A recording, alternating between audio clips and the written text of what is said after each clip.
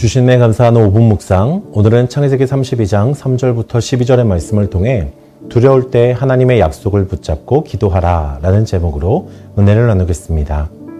내용 관찰 첫 번째 질문입니다. 야곱이 왔다는 소식에 형 에서는 어떻게 반응합니까? 오늘 본문 6절 말씀을 보게 되면 야곱이 사자들을 보내 형 에서에게 자신의 귀한 소식을 전하게 됩니다. 그러자 에서는 400명의 장정을 이끌고 야곱을 향해 나옵니다. 이전에 에서는 자신의 장자권을 비롯한 모든 축복권을 빼앗아간 야곱을 죽이려고 했습니다. 이 에서의 입장에서는 얼마나 야곱이 미웠겠습니까? 야곱도 그 사실을 잘 알고 있었기 때문에 라반에게로 도망하여 오랜 시간 집 근처에 얼씬도 하지 않은 것 아닙니까? 결국 에서의 이런 행동은 야곱에 대한 환영이 아닌 전투적 행렬로 보였으며 야곱에게 큰 두려움을 안겨주었습니다. 두 번째 질문입니다. 야곱이 하나님께 기도한 내용은 무엇입니까? 오늘 본문 9절에서 11절 말씀을 보게 되면 야곱은 조상 아브라함과 이삭에게 약속을 주신 그 하나님께 자신을 낮추며 간절하게 기도합니다. 그토록 꾀가 많고 약삭발랐던 야곱이 오늘 하나님께 모든 것을 맡겨드리며 기도하는 것입니다. 그는 자신이 작은 자이며 지금 형의 손에서 자신을 구원해달라고 간청합니다. 더불어 하나님의 긍휼하심에만 기댄 것이 아니라 12절을 보게 되면 과거 하나님께서 내 씨가 바다의 모래와 같이 많게 하리라 라고 하신 그 약속을 붙들고 기도하는 모습도 보입니다. 연구와 묵상입니다.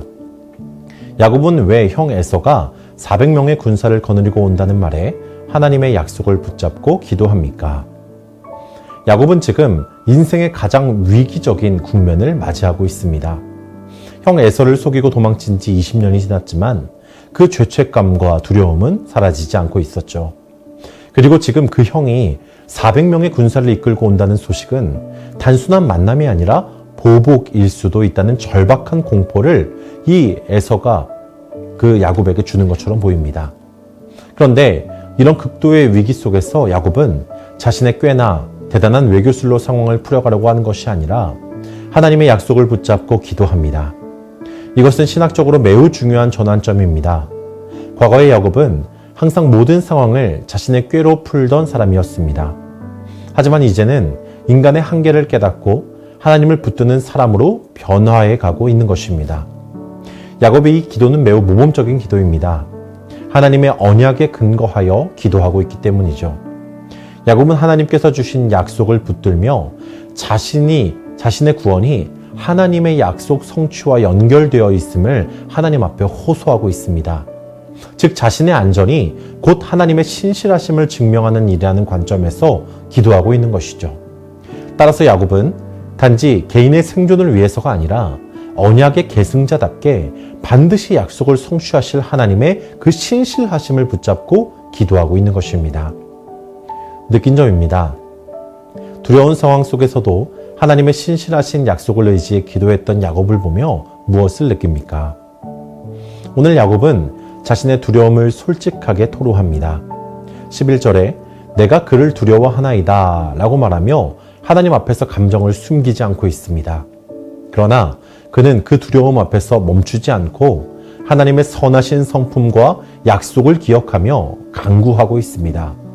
앞서 말한 것과 같이 이것이 야곱을 변화시키는 기도의 힘입니다. 결국 이 장면은 위기 속에서 믿음의 사람으로 성숙해가는 야곱의 전환점을 그리고 있으며 신자들이 두려움 속에서도 기도로 승리할 수 있다는 신학적 근거를 제시합니다. 우리도 두려움 앞에서 도망하거나 자기 꾀를 의지하지 말고 하나님께서 이미 주신 말씀과 약속에 근거하여 담대하게 기도해야 할 것입니다. 그래서 저는 이 야곱의 기도를 보며 나 자신이 위기에 만났을 때 얼마나 하나님의 약속을 기억하며 기도하고 있는지를 돌아보게 되었습니다. 우리는 종종 문제를 해결하려고 먼저 걱정하고 계산하고 사람을 의지하지만 야곱은 결국 하나님을 의지하는 자리로 돌아왔습니다.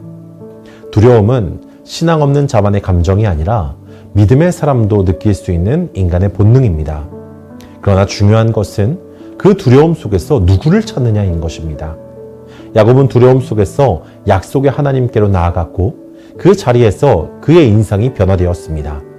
이 장면을 통해 하나님은 우리의 두려움 자체를 책망하시기보다 그 속에서 하나님을 의지하는 믿음을 보시고 기뻐하신다는 것을 우리가 알 수 있게 되는 것입니다.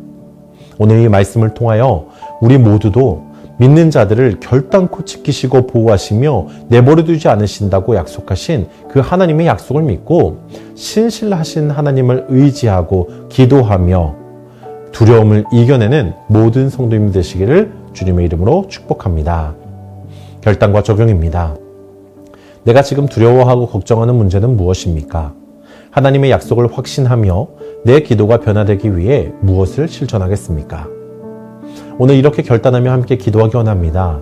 하나님, 그동안 세상의 많은 일들로 인해서 고민하고 걱정하며 두려워했던 나 자신을 돌아보며 회개합니다. 믿음으로 나아갈 때에 믿는 자는 결코 쓰러지지 않음을 기억하며 담대함으로 나아가게 하여 주시옵소서. 그리고 그렇게 나아갈 때에 나에게 주시는 승리를 경험하게 하여 주시옵소서.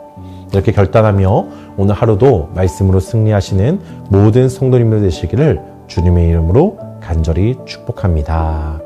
아멘. 오늘 들은 말씀을 놓고 함께 기도할 때에 두려운 상황 가운데서도 지키시고 보호하시는 하나님을 소망하며 기다릴 수 있는 믿음을 주시기를 함께 기도하기 원합니다. 교회와 담임 목사님을 위해서 기도할 때에 모든 예배와 사역을 통해 하나님이 영광 받으시고 모든 성도에게 큰 은혜가 있을 수 있도록 이를 위해서 또 앞장서 이끌어 가시는 담임 목사님께도 말씀의 은혜를 더해 주시도록 기도해 주시기 바랍니다. 마지막으로 성문교회 영가족을 위해서 함께 기도할 때에 특별히 재정적인 어려움으로 위기에 빠져 있는 성도들을 하나님께서 돌보아 주시고 영육간에 충만하게 채워 주시기를 기도해 주시기 바랍니다.